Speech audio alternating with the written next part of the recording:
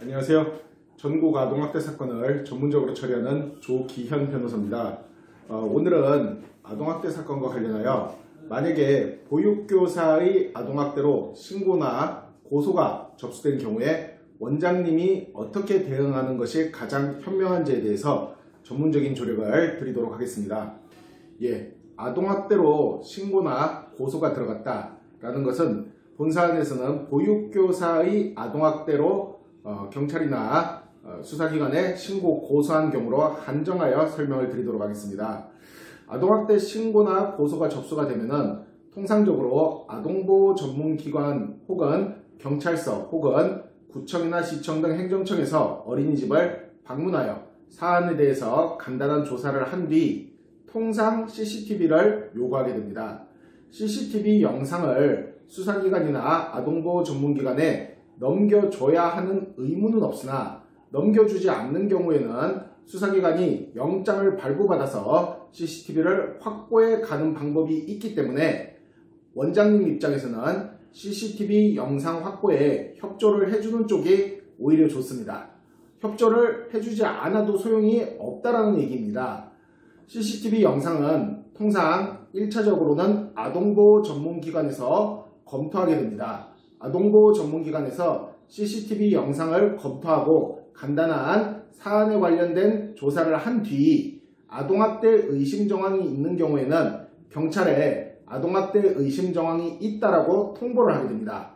만약 아동보호 전문기관에서 CCTV 영상 등을 살펴본 뒤에 아동학대 의심 정황이 명백히 없는 경우에는 아동학대 의심 정황 없음이라고 통보를 하기 때문에 이런 경우에는 수사가 시작되지 않습니다. 하지만 아동학대 의심 정황이 있다라고 통보를 하면은 정식으로 수사가 시작됩니다.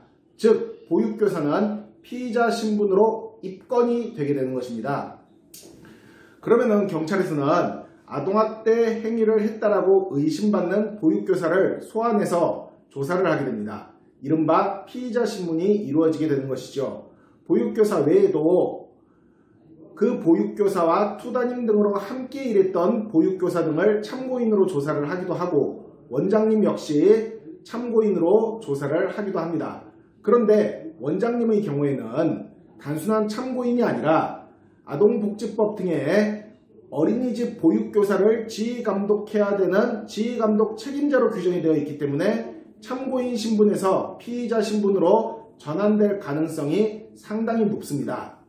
경찰에서 보육교사와 원장님 등에 대해서 1차적인 수사를 실시한 후에 검찰로 사건은 넘어가게 됩니다.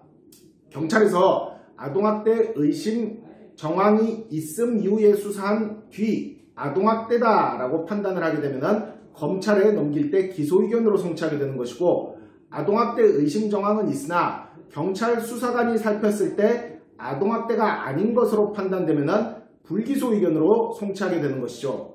경찰은 정식으로 수사가 시작된 이후에는 사건을 종결할 수 있는 권한이 없기 때문에 기소 의견이든 불기소 의견이든 사안은 모두 검찰로 송치되어 검사의 2차적인 수사를 받게 됩니다. 검사는 경찰 의견을 단지 참고만 할 뿐이고 실제로 아동학대에 해당하는지 여부에 대한 판단 권한은 검사에게 있는 것입니다. 검사가 아동학대에 해당한다라고 생각하면은 보육교사 선생님과 원장님에 대해서 기소라는 절차를 밟아서 사건이 형사법원으로 넘어가게 되는 것이고 검사가 판단했을 때 명백히 아동학대에 해당하지 않는다라고 생각하면은 무혐의 처분이 나오게 되는 것입니다. 이때 여기서 보육교사 선생님만 기소 의견, 원장님은 무혐의 처분 형태로 검사 처분이 내려지는 경우도 있습니다. 그 외에도 검사는 사건을 형사법원으로 기소하는 것이 아니라 아동보호법원으로 보호사건 송치라는 절차를 밟을 수도 있습니다. 이 차이에 대해서는 본 동영상이 아닌 다른 동영상에서 상세히 살펴보도록 하겠습니다. 어쨌든 사안이 법원으로 넘어간 뒤에 종국적으로 보육교사와 원장님에 대해서 유죄 판결이 내려질 수도 있고 무죄 판결이 내려질 수도 있습니다. 이쯤 되면은 이제 형사 절차가 어느 정도 진행되어 상태이기 때문에 행정청에서 처분이 나오기도 합니다. 행정청의 처분은 보육교사에 대해서는 보육교사 자격 정지, 자격 박탈 등의 처분이 내려질 수 있는 것이고, 원장이나 어린이집에 대해서는 원장 자격 정지, 원장 자격 취소 혹은 어린이집 운영 정지, 과징금 등의 처분이 나올 수도 있게 되는 것이죠. 행정 절차가 진행되면 향후에는 행정소송 등으로 대응할 수도 있습니다.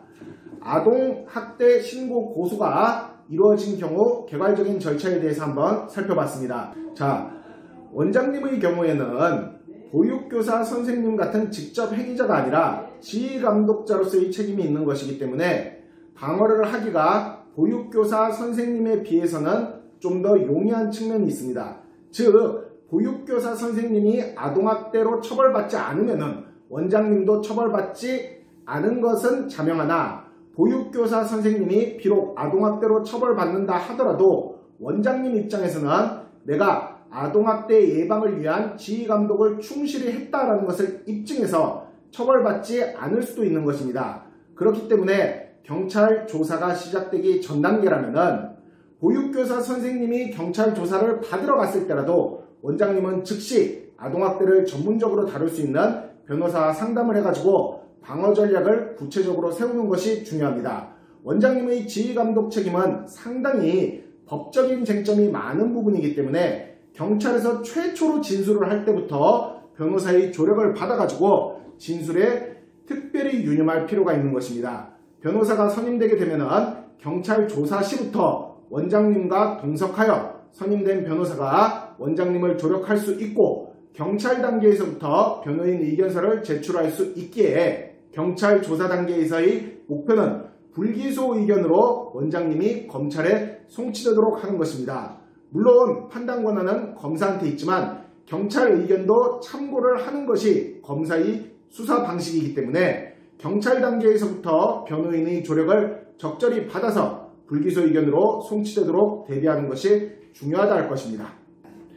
자, 이 타이밍에서 많은 원장님들이 전화를 주기도 합니다. 즉, 경찰 조사 이전에 변호사를 선임했던 원장님이라면 검찰 수사까지 그 변호사와 함께 가는 것이 일반적이나, 경찰 수사에서는 원장님이 사안을 가볍게 생각해서 변호사 없이 사건을 진행하고 조사를 받다가 기소 의견으로 송치됐을 때 겁먹고 변호사에게 연락을 주는 원장님도 많다는 얘기죠. 이 시점이라도 변호사를 적절히 선임하면 충분히 대응할 수 있습니다. 경찰 조사에서 좋은 의견을 보내는 것이 중요하기는 하나, 앞서 말씀드렸듯이 실제로 판단 권한은 검사한테 있기 때문에 비록 기소 의견으로 송치되었다 하더라도 법률 전문가인 변호사는 검사를 설득하여 비록 보육교사 선생님이 아동학대로 처벌받을 상황이라 하더라도 원장님은 처벌받을 만한 잘못까지는 하지 않았다, 지휘감독 책임을 충분히 하였다라는 의견을 어필할 수 있는 것입니다. 또한 검찰 단계에서 만약에 보육교사 선생님에게 일정 부분 잘못이 있다 하더라도 아동학대를 전문적으로 다루는 변호사라면 그 사건을 보호사건으로 송치되도록 조력을 할 수도 있습니다. 보육교사 선생님 사건이 검사로부터 무혐의 처분을 받는 것은 가장 좋은 결과지만, 비록 무혐의 처분을 받지 못한다 하더라도 형사사건이 아닌 보호사건으로 송치되게 되면 원장님은 상당히 안전한 입장에 놓일 수도 있게 되는 것이죠. 그렇기 때문에 경찰 조사 때 변호사를 선임하지 않고 기소 의견으로 송치된 원장님이라면 적어도 이 시점에서는 변호사를 선임하는 것이 충분한 조력을 받을 수 있는 기회임을 분명히 인지하고 계셔야 할 필요가 있습니다. 자, 만약에 원장님 사건이 기소 의견으로 정식으로 기소됐다면 이제 원장님은 재판을 받아야 하는 입장에 놓이게 되는 것입니다. 그렇다 하더라도 원장님에게는 아직 기회는 남아 있습니다. 기소됐다 하더라도 법원에서 충분히 무죄를 입증할 수 있는 기회가 남아있기 때문이죠. 그리고 이 단계까지 오면은 사실 원장님은 상당한 위기 상태라고 할 수 있습니다. 왜냐하면은 이 시점에서는 통상 시청이나 구청 등 어린이집을 관할하는 행정청이 행정처분을 내릴 준비를 하기 때문이죠. 이 시점이라면은 원장님은 형사사건에서 무죄를 받는 것을 목표로 함과 동시에 행정처분도 받지 않도록 해야 될 준비를 할 필요가 있는 것입니다. 법원을 상대로 무죄 주장을 하면서 동시에 행정청을 상대로 어린이집 혹은 원장 자격에 대해서 어떠한 처분이 내려지지 않도록 충분히 준비를 해야 할 필요가 있다는 것이죠. 자, 오늘은 아동학대로 보육교사가 신고 고소당한 경우에 원장님이 어떻게 대응하는 것이 가장 적절한지에 대해서 개괄적으로 한번 살펴봤습니다. 세부적인 쟁점에 대해서는 다른 동영상을 통해서 좀 더 상세히 설명드릴 기회를 가져보도록 하겠습니다. 법무법인 대한중앙 대표 변호사 조기현이었습니다.